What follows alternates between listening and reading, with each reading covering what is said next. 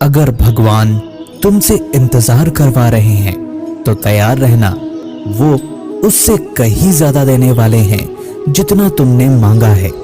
जिस तरह लोग मुर्दे इंसान को कंधा देना पुण्य समझते हैं, काश इसी तरह जिंदा इंसान को सहारा देना पुण्य समझने लगे तो जिंदगी आसान हो जाएगी। मत सोच इतना जिंदगी के बारे में, जिसने जिंदगी दी है उसने भी तो कुछ सोचा होगा। बेवजह नहीं होती लोगों से मुलाकात, किसी से सबक मिलता है तो किसी से ज्ञान। श्री कृष्ण कहते हैं कि किसी को दुख देकर मुझसे अपने सुख की इच्छा मत करना। अगर तुम किसी को भी एक पल का भी सुख देते हो तो अपने दुख की चिंता कभी मत करना।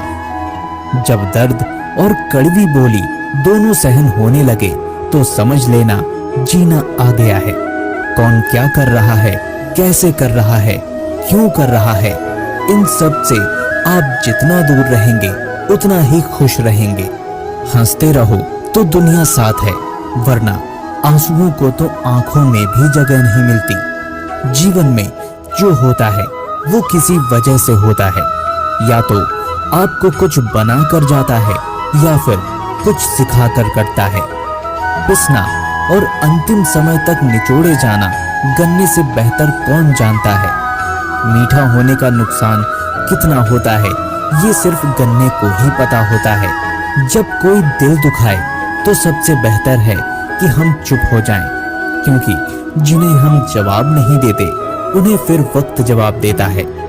अंधे बहरे गूंगे बनकर अपने लक्ष्य पर ध्यान देते रहो। यहाँ इतने खाली लोग हैं कि ना खुद कुछ करेंगे और ना ही करने वाले को कुछ करने देंगे, और उनका मनोबल भी तोड़ देंगे।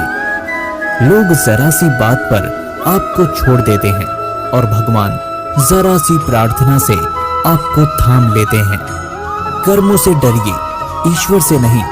ईश्वर तो माफ कर देता है मगर कर्म नहीं। ये अटल सत्य है कि जैसे बछड़ा 100 गायों में अपनी मां को ढूंढ लेता है, उसी प्रकार कर्म अपने कर्ता को आज नहीं तो कल ढूंढ ही लेता है। नियत और मकसद सही हो तो किसी न किसी रूप में ईश्वर भी आपकी मदद करते हैं।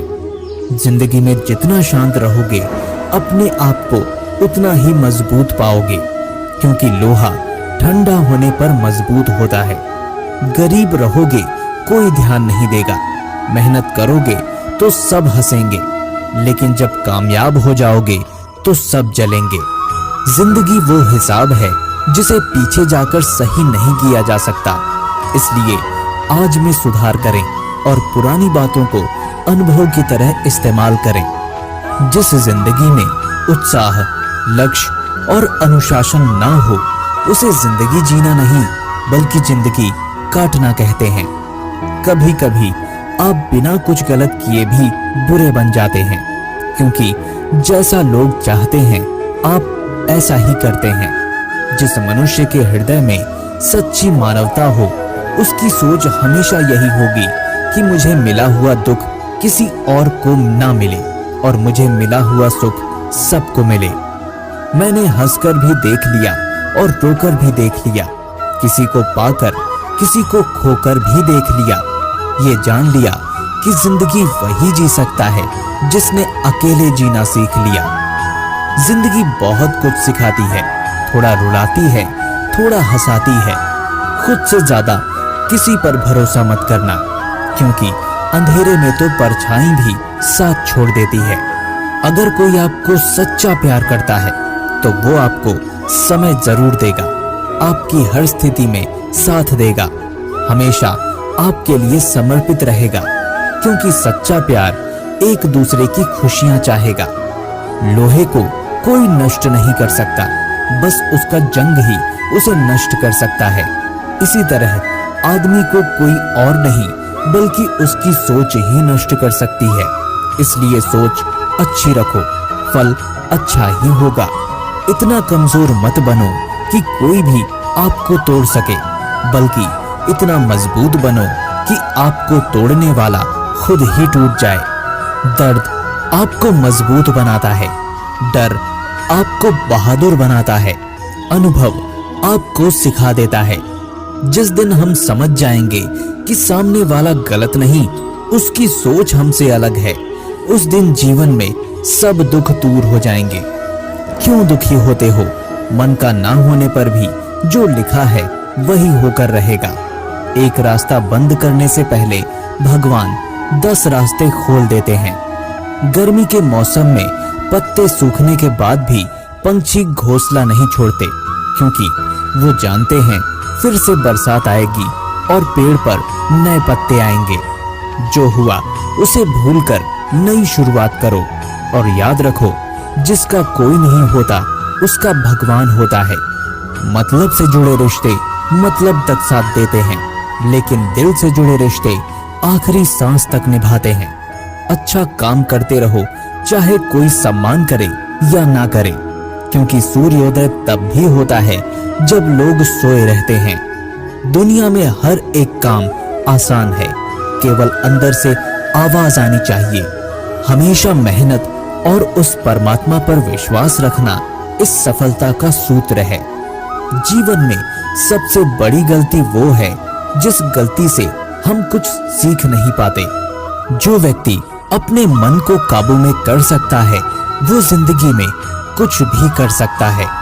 इंसान की अच्छाइयों पर सब खामोश रहते हैं, लेकिन चर्चा अगर बुराई पर हो तो गूंगे भी बोल पड़ते हैं।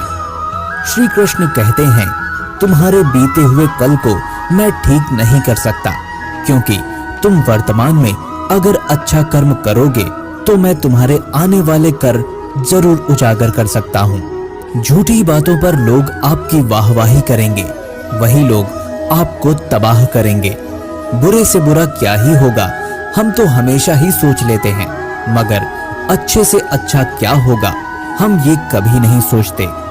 जो ईश्वर रात को पेड़ पर बैठे पक्षियों को कभी गिरने नहीं देता, तो सोचो तुम्हें अकेला और बेसहारा कैसे छोड़ सकता है। आज के जमाने में कोई अपना नहीं होता, सिर्फ लोग तब तक साथ देते हैं जब तक उनका स्वार्थ होता है। अगर कोई अकेला है तो इसका मतलब ये नहीं कि उसे कोई पसंद नहीं करता, बल्कि वो अकेला इसलिए है क्योंकि उसने दुनिया की औकात जान ली है। एक बार राजा और उसका मंत्री तलवार को तेज कर रहे होते हैं। तलवार को तेज करते समय अचानक राजा के पैर पर तलवार गिर जाती है और राजा के पैर की उंगलियां कट जाती हैं। उस राजा को उंगली कटने के कारण बहुत ही दर्द हो रहा था, लेकिन उसका मंत्री कहता है, शांत रहिए महाराज, जो कुछ होता है वो अच्छे के लिए होता है। राजा को ये बात सुनकर गुस्सा आ जाता है। वो मंत्री से कहता है कि मेरी उंगली टूट गई है और तुम कह रहे हो कि अच्छे के लिए हुआ है। वो मंत्री राजा को समझाने की कोशिश करता है, पर वो नहीं मानता और बिना सुने गुस्से के कारण मंत्री को काल कोठरी में बंद करने का आदेश दे देता है। पर मंत्री को इस बात का कोई दुख नहीं था, क्योंकि उसका अभी भी यही मानना है कि जो होता है वो अच्छे के लिए होता है। वो अपने से ही अपने आप को सैनिक के हवाले कर देता है। राजा इस बात को सुनकर चौंक जाता है, सोचता है कि मेरा मंत्री कितना मूर्ख है।